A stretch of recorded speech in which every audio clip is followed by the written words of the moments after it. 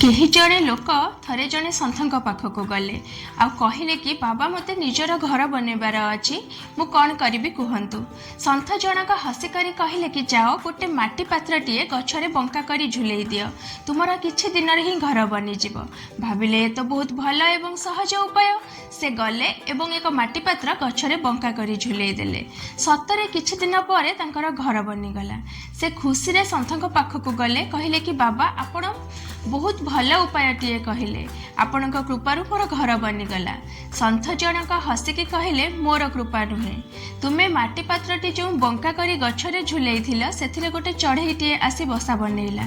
से सेथिरे रहिला आ तार घर बनिला आ तार ब्लेसिंग शुभकामना तुमको लागिला आ तुमर नुआ घर बनिला। तुमे कर्म भल कर, अन्यर मंगल चिंता कर, अन्यर भल कर, तुमर भल हेब ही हेब। जय श्री जगन्नाथ।